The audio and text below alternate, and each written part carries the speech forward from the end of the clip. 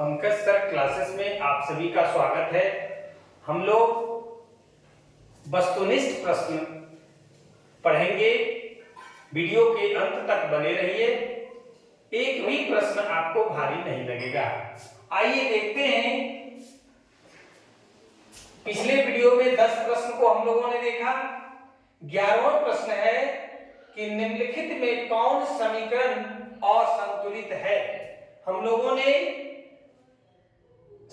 असंतुलित रासायनिक समीकरण को किस प्रकार से संतुलित करते हैं, इन सब चीजों को अच्छे तरीके से सीखा था।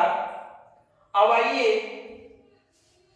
कि 4 समीकरण दिया हुआ है, इसमें से कौन असंतुलित रासायनिक समीकरण है उसको पहचानना है, जानना है। तो हम सबसे पहले ये जानेंगे कि असंतुलित रासायनिक समीकरण है क्या, जिसमें समीकरण के दोनों ओर तत्वों के परमाणुओं की संख्या, अणुओं के परमाणुओं की संख्या समान नहीं होती है, असंतुलित रासायनिक समीकरण कहते हैं। अब बारी बारी से देखते हैं कि किसमें बराबर नहीं है। देखिए पहला जो है H2 + Cl2 2HCl, यानी हाइड्रोजन का 2 अणु है, 2 परमाणु है। यहां पर भी देखिए 2 परमाणु है, 2 अणु HCl में परमाणुओं की संख्या 2। अब देखिए क्लोरीन में परमाणुओं की संख्या 2, इधर भी Cl जो है वो 2 है, यानी ये बराबर है। आंसर ये नहीं होगा। अगला देखते हैं 2KClO3, पोटेशियम क्लोराइड टूट करके KCl और ऑक्सीजन बन रहा है। इसमें देखिए 2K है, यहां भी 2K, 2Cl है, 2Cl है, 3 × 2 6 ऑक्सीजन परमाणु है, यहां भी देखिए 6 ऑक्सीजन परमाणु है। कहने का मतलब हुआ कि ये भी आपका संतुलित है। इसके बाद देखिए Pb 1 है, इसके बाद N 2 है, N यहां 1 है, नाइट्रोजन 1 परमाणु है, इधर 2 परमाणु है। ऑक्सीजन 3 × 2 6 परमाणु है, यहां 2 ही परमाणु है। यही आपका असंतुलित रासायनिक समीकरण है। बाकी इसको भी देख लेते हैं। 4 हाइड्रोजन 4 हाइड्रोजन, 2 ऑक्सीजन 2 ऑक्सीजन, यानी क ख घ ये संतुलित रासायनिक समीकरण है, जबकि ग नंबर जो है वो असंतुलित है। यही आपका आंसर होगा। अब अगला प्रश्न है कि कैल्शियम कार्बोनेट को गर्म करने पर कैल्शियम ऑक्साइड एवं कार्बन डाइऑक्साइड बनता है। यह किस प्रकार की रासायनिक अभिक्रिया है। ये एक कैल्शियम कार्बोनेट से कैल्शियम ऑक्साइड और CO2 टूटता है, यानी अपघटित होता है। इसलिए यह जो रासायनिक अभिक्रिया है वो अपघटन अभिक्रिया है। विस्थापन नहीं है, उभय विस्थापन नहीं है, उदासीनीकरण नहीं है, अपघटन है। कारण कैल्शियम कार्बोनेट अपघटित हो रहा है, टूट रहा है। किसमें? कैल्शियम ऑक्साइड और कार्बन डाइऑक्साइड में। अगला प्रश्न है निम्नांकित में रेडॉक्स अभिक्रिया कौन सी है। हम जानते हैं कि रेडॉक्स अभिक्रिया कहते किसको है, तो वैसी रासायनिक अभिक्रिया जिसमें साथ साथ ऑक्सीकरण और अवकरण की अभिक्रिया साथ साथ होती है, एक साथ होती है, वह रासायनिक अभिक्रिया रेडॉक्स अभिक्रिया या ऑक्सीडेशन रिएक्शन या ऑक्सीकरण अवकरण अभिक्रिया कहलाती है। तो यहां पर देखेंगे, ये तो आपका अभी हम लोगों ने ये जो प्रश्न है 12 नंबर में यही है, CaCO3 टूटता है तो CaO कैल्शियम ऑक्साइड और CO2 बनाता है। जवाब क्या दिया था? अपघटन अभिक्रिया। ये तो अपघटन अभिक्रिया का उदाहरण है। फिर देखिए कि जिंक ऑक्साइड की प्रतिक्रिया कार्बन के साथ कराने पर जिंक और कार्बन मोनोऑक्साइड बनता है। यहां देखिए क्या हो रहा है, जिंक ऑक्साइड से ऑक्सीजन का निष्कासन हो रहा है, यानी ऑक्सीजन हट रहा है, यानी यहां पर अवकरण की अभिक्रिया हो रही है और कार्बन के साथ ये ऑक्सीजन जुड़ करके कार्बन मोनोऑक्साइड बना रहा है, यानी एक जगह ऑक्सीजन हटता है यानी अवकरण हो रहा है, कार्बन के साथ ऑक्सीजन जुड़ता है यानी ऑक्सीकरण हो रहा है। कहने का मतलब हुआ कि इस अभिक्रिया में ऑक्सीकरण और अवकरण दोनों साथ साथ हो रही है, इसलिए ये आपका आंसर होगा। यही रेडॉक्स अभिक्रिया का उदाहरण है। आगे भी देख लेते हैं, और है कोई क्या? कैल्शियम ऑक्साइड हाइड्रोजन क्लोराइड के साथ प्रतिक्रिया करके कैल्शियम क्लोराइड और जल बना रहा है। इसमें क्या हो रहा है? तो इसमें संयोग कर रहा है, ये संयोजन अभिक्रिया का उदाहरण है। इसके बाद देखिए NaOH प्लस HCl बनाता है NaCl प्लस H2O। NaOH भस्म है, क्षार है, ये अम्ल है, हाइड्रोक्लोरिक अम्ल बना रहा है NaCl, सोडियम क्लोराइड, सॉल्ट, लवण और जल। इस तरह के अभिक्रिया को उदासीनीकरण अभिक्रिया कहते हैं, यानी भस्म अम्ल के साथ अभिक्रिया करके लवण और जल बना रहा है।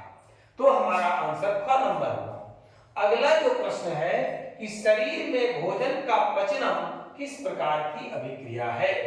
शरीर में भोजन का पचना ऑक्सीकरण अभिक्रिया है। ख नंबर ऑक्सीकरण अभिक्रिया का उदाहरण है। भोजन जो पचता है वो उदाहरण ऑक्सीकरण अभिक्रिया का है। अगला प्रश्न देखते हैं कि रासायनिक अभिक्रियाओं को व्यक्त किया जाता है किसके द्वारा? पहला या दूसरा प्रश्न है इस चैप्टर का दूसरा प्रश्न कि रासायनिक अभिक्रियाओं को किसके द्वारा व्यक्त किया जाता है? तो समीकरणों के द्वारा, संकेतों के रूप में, सूत्रों के रूप में, सरल सूत्रों के द्वारा नहीं, बल्कि समीकरणों के द्वारा व्यक्त किया जाता है।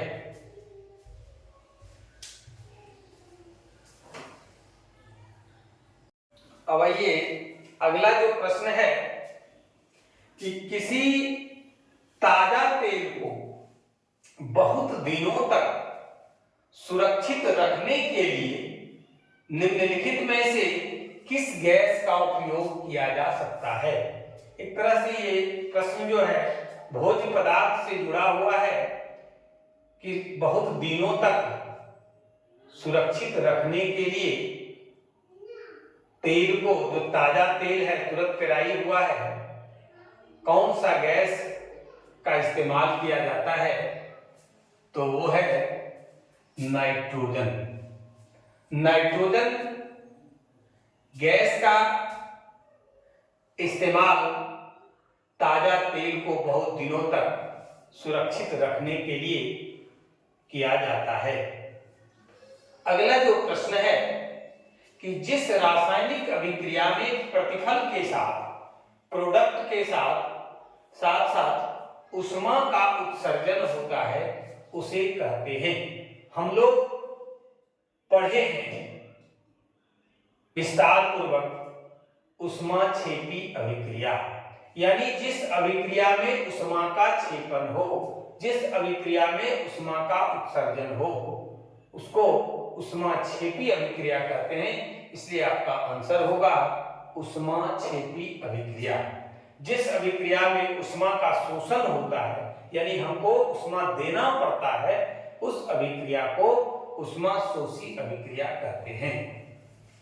अब आइए अगला जो प्रश्न है कि निम्नलिखित में कौन सा पदार्थ फोटोग्राफी में प्रयुक्त होने वाली फिल्म बनाने में प्रयुक्त होता है? जो फोटोग्राफी होता है उसका जो निगेटिव बनता है, फिल्म बनता है, उसमें क्या प्रयुक्त होता है? तो उसमें सिल्वर ब्रोमाइड AgBr का उपयोग किया जाता है निगेटिव बनाने के लिए। फोटोग्राफी में जो प्रयुक्त फिल्म है उस फिल्म को तैयार करने के लिए, निगेटिव बनाने के लिए। बहुत ही इंपॉर्टेंट प्रश्न है। अगला है कि निम्नलिखित में कौन सा पदार्थ बिना ज्वाला के जलता है। ये प्रैक्टिकली हम लोग देख भी सकते हैं। मोमबत्ती ज्वाला के साथ जलता है, केरोसिन भी ज्वाला के साथ जलता है, मीथेन गैस भी ज्वाला के साथ जलता है। सिर्फ एक कोयला है जो बिना ज्वाला के जलता है। अगला जो प्रश्न है कि समीकरण के बाएं एवं दाएं दोनों ओर प्रत्येक प्रकार के परमाणुओं की संख्या अगर समान है तो यह समीकरण कौन सा समीकरण है। हम लोगों ने थ्योरी के क्लास में विस्तार पूर्वक पढ़ा कि रासायनिक समीकरण दो प्रकार के होते हैं, एक संतुलित रासायनिक समीकरण और दूसरा असंतुलित रासायनिक समीकरण। जिस समीकरण में दोनों ओर तत्वों और परमाणुओं अणुओं की संख्या समान होती है उसको संतुलित रासायनिक समीकरण कहते हैं। जबकि रासायनिक समीकरण के दोनों ओर तत्वों के परमाणुओं अणुओं की संख्या समान नहीं होती है, वैसे रासायनिक समीकरण को असंतुलित रासायनिक समीकरण कहते हैं। यहां पर संतुलित क्योंकि दोनों ओर समान है इसलिए असंतुलित नहीं होगा, संतुलित होगा। ये है विकल्प 9 संतुलित और 9 ही संतुलित, ऐसा नहीं होगा, इनमें से कोई नहीं, ये भी नहीं। आंसर हमारा संतुलित रासायनिक समीकरण में समीकरण के बाएं एवं दाएं दोनों प्रत्येक प्रकार के परमाणुओं की संख्या क्या होती है, समान होती है। इसी के साथ केमिस्ट्री का जो पहला चैप्टर है रासायनिक समीकरण, रासायनिक अभिक्रियाएं एवं समीकरण, ये चैप्टर समाप्त होता है। इस चैप्टर में हम लोगों ने विस्तार पूर्वक हर टॉपिक का अध्ययन किया, चाहे वो विषयनिष्ठ प्रश्न पूछे जाएंगे या वस्तुनिष्ठ प्रश्न पूछे जाएंगे। हर प्रकार के प्रश्नों का जवाब आप देने में सक्षम होंगे, इसका मैं भरोसा आपको विश्वास दिलाता हूं। अगर आपको आज का वीडियो अच्छा लगे तो लाइक और शेयर जरूर करेंगे। जो लोग अभी तक चैनल को सब्सक्राइब नहीं किए हैं चैनल को जरूर सब्सक्राइब करेंगे। आज की क्लास में बस इतना ही।